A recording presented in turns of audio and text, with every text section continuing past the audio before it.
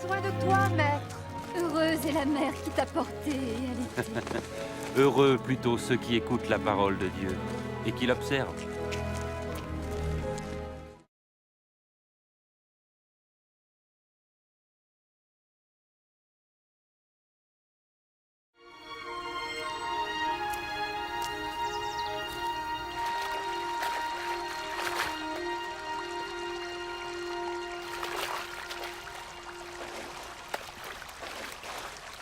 Apprends-nous à prier, comme Jean l'a appris à ses disciples. Quand vous priez, dites « Notre Père qui es aux cieux, que ton nom soit sanctifié, que ton règne vienne, que ta volonté soit faite sur la terre comme au ciel. Donne-nous chaque jour notre pain quotidien. Pardonne-nous nos offenses, comme nous pardonnons aussi à ceux qui nous ont offensés.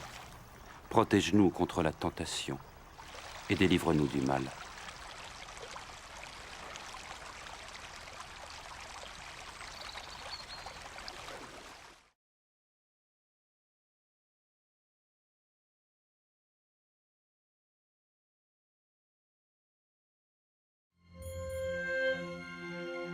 Dans les Saintes Écritures, Dieu déclare que le Messie viendrait pour être le sauveur du monde.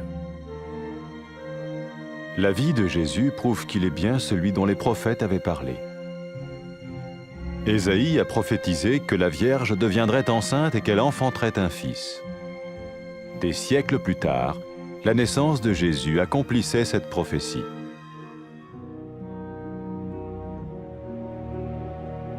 Les Saintes Écritures déclaraient que le saint à naître serait appelé le Fils de Dieu. Cela signifiait que Jésus serait le Fils de Dieu au sens spirituel et non au sens physique. Nous le voyons par sa manière de vivre. Il a guéri des malades, il a pardonné leurs péchés, les a ramenés à Dieu et leur a promis une place dans le royaume éternel de Dieu. Il s'est offert lui-même en sacrifice pour le péché à leur place. Puis il est revenu à la vie, victorieux sur la mort selon le plan de Dieu. Jésus a dit « Personne ne me prend la vie, mais je la donne de ma propre volonté. » La vie de Jésus n'a pas seulement accompli les écrits des prophètes, mais elle a aussi confirmé la vérité de la sainte parole de Dieu. Les prophètes avaient écrit « Ta parole, ô mon Dieu, est parfaite, elle dure à toujours. » Jésus lui-même a dit « Le ciel et la terre disparaîtront, tandis que mes paroles ne disparaîtront jamais. » Jésus est venu pour nous donner la vie dans toute sa plénitude. Et quand l'homme a désobéi à Dieu dans le jardin d'Éden, il a choisi sa propre voie et ses actions l'ont séparé du Créateur.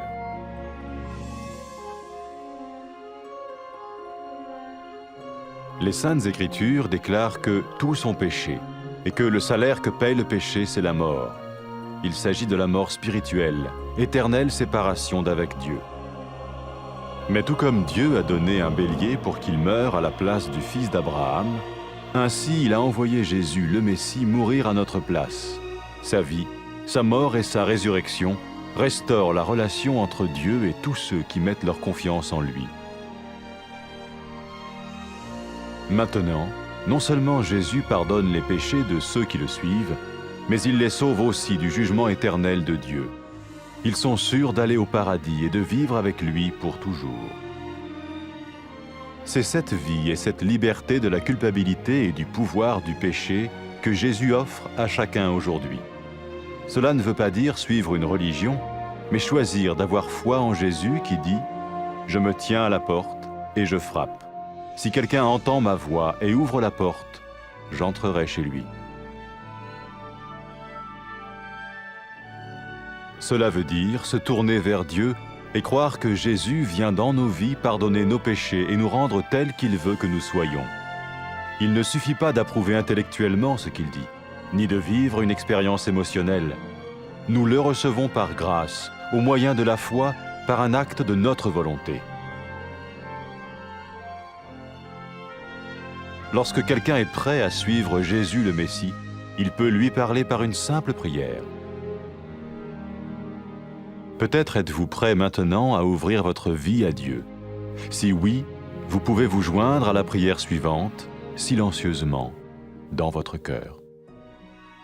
Seigneur Jésus, j'ai besoin de toi. Merci d'être mort sur la croix pour mes péchés.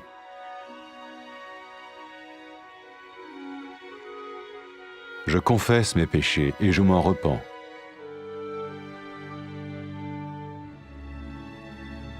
Je t'ouvre la porte de ma vie et je te reçois comme mon Sauveur et Seigneur.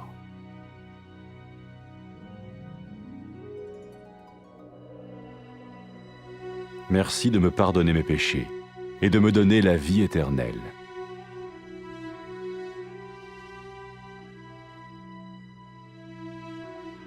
Fais de moi le genre de personne que tu veux que je sois. Maintenant que je deviens l'un de ceux qui te suivent. Amen.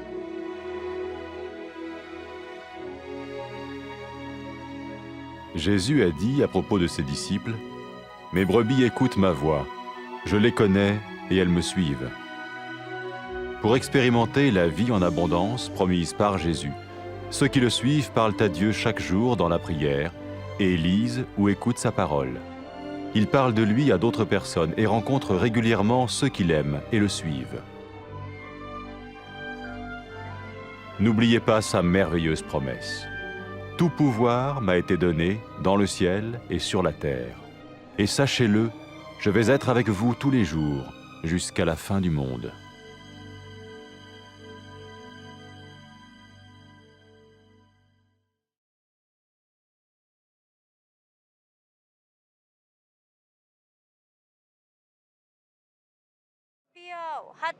hooyadii ku dhashay kuna nuujisay ayaa barakaysan weli waxaa aad u barakaysan kuwa ilaahay erigiisa maqla kuna dhaqma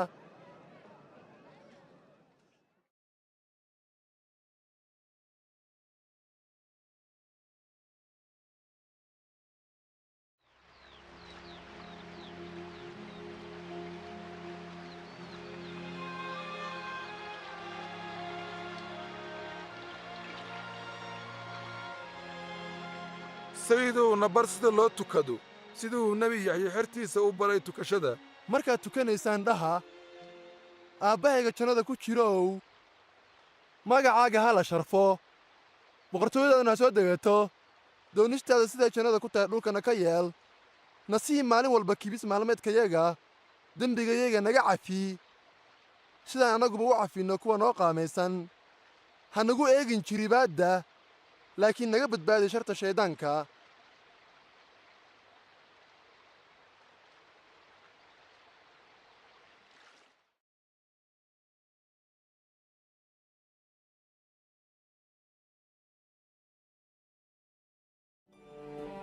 nebiyaalkii waxay saadaaliyeen inuu eebbe soo diraayo masiixa uuna dembiyaalka ka badbaadinayo xiriirkoodana u soo celin doono xagga eebbahooda nolosha sayid ciise ayaa aad noogu caddaynaysa inuu runtii yahay badbaadihii u ballanqaaday inuu u soo diraayo adduunka ishaaciya wuxuu saadaaliyey inay gabar bikra ah uuraysanayso wiilna dhali doonto wayna noqotay ilaah awooddiisa iyo kelmaddiisa ruuxa daahirka ayaa mar yar oo bikra ah ku haraysmay wayna uurowday masiixuna sidaas ayuu ku dhashay siday qoralladu u sheegeen dhalashadiisa waxay mucjiso sumad ah u noqotay eebbe inuu wiilkan yahay masiixa oo eebbahayna ugu magacaabay wiilkayga haddana u dhow eebbe xaggiisa dadku markay sayid arkeen waxay kaloo arkeen eebbe awooddiisa iyo maamulkiisa isagoo haddana u ballanqaaday ummaddiisa rumaysa inuu boqortooyadiisa daa'inka kula waari doono sayid ciise wuxuu noloshiisa u hibeeyey silaca ummadda oo dhan darteed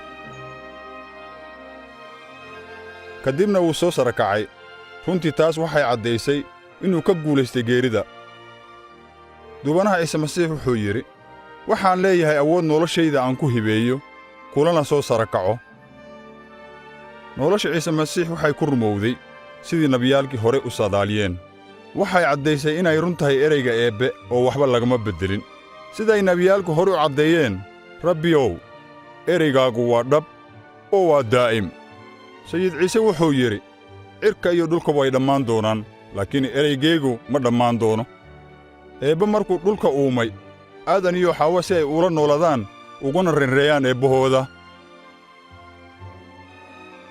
laakiin iyagu way caasiyeen amarka eebbahooda ceebtaas darteed ayaa eebbahooda xiriirkoodii ku kala go'ay qoraalladu waxay caddeeyeen in bini'aadanka oo dhan dambaabaan oo abaalkoodu yahay dhimasho dembiilayaashu xiriir lama laha eebbaha quduuska ah laakiinse sida eebbo ugu keenay wan kuna beddelay wiilkii nebi ibraahim innagana eebba duubanaha ciise masiix wuxuu inoogu soo diray inuu dembigeenna loo hibeeyo uuna dhinto beddelkeenni noloshiisa dhimashadiisa iyo sarakaciddiisa waxay dib u soo celinaysaa xidhiirkii u dhexeeye eebbe iyo ummaddii rumaysa sidaas awgeed kuwa ciise masiix xertiisa noqda waxay ka badbaadayaan ciqaabta naarta daa'inka ah eebbahoodana kula waarayaan jannada sayid ciise xertiisa wuxuu ku yidhi daraadday qurmaha oo dhan ugu naadiya farriinta wanaagsan inuu eebbe u dembi dhaafayo kuwa dembigooda ka toobadkeena oo aniga i rumeeyo sayid ciise masiix wuxuu kaloo xertiisa u ballanqaaday inuu soo diraayo ruuxa quduuska ah si uu u tuso jidka toosan uuna siiyo awood ay ugu dhaqmaan jidka eebbe markay naagtii dembiilayda ahayd noqotay xertii ciise masiix wuxuu ku yidhi dembigaaga waa la cafiyey waana lagaa badbaadiye waayo anigaad igu kalsoon tahay weliba sayid ciise wuxuu kaloo yidhi haddii ay dadku eebbe aad u jeclaadaan waxay caddaynaysaa in dembigooda la cafinaayo markuu dembiiluhu iskutallaabta saarnaa oona awooddarrida haysay sayid ciise wuxuu ku yidhi maanta jannada ayaad ila joogi doontaa kuwa oggolaada inay xertiisa noqdaan waxay xidhiirkooda ku bilaabayaan sida ducada tan eebbaha naxariista badnaayow adigaa quduus ah wax walba adigaa ka sarreeya aniga waan ka xumahay amarkaagaan diiday waana kugu dambaabay waad ku mahadsan tahay inaad sayid ciise ii soo dirto kuna dhinto iskutillaabta daraaddey ka dibna uu dib u soo sarakaco waxaan ku mahadinayaa silica iyo iqaabta uu u maray aniga dembiyadayda daraaddood waxaan doonayaa inaan noqdo sayid ciise xertiisa isaguna noqdo badbaadiyahayga iyo rabbigaygaba waxaan ku mahadinayaa sidaad ii cafisay oo boqortooyadaada daa'inka ah iigu dartay waxaan kaa rabaa inaad ruuxa quduuska ii hibayso oo aad jidka xirnimadaada ii tusto ruuxa quduuska ah ha i siiyo awood uu qalbigayga kugu jeclaado oo aan ku noolaado nololaad raalli ka tahay oo ummadaha oo dhan ku ammaanaan meel kasta dunida ay joogaan aamiin sayid ciise xertiis wuxuu u sheegay laxdaydu codkaygay maqashaa waan aqaannaa iyaguna waa i soo raacaan sayid ciise masiix xertiisa way kulmaan maalin kastana way la hadlaan waxayna bartaan qoraallada eebbaha waxay ku dhaqmaan jidka sayid ciise waxayna u naadiyaan farriinta wanaagsan kuwa kale sayid ciise masiix wuxuu xertiisa ku hagaa kuna dhiirigeliyaa jidka toosan kuna hibeeyaa awoodda ruuxa quduuska ah waxay maankooda ku hayaan murtida duubanaha sayid ciise masiix xertiisuna wuxuu u ballanqaaday markuu daruuraha sare ugu kacay isagoo leh eebbahay wuxuu i siiyey awood buuxdo taa jannada iyo dhulkaba lagu maamulo xasuusnaada mar kasta waan idinla joogaa ilaa ay adduunyadu ka dhammaanayso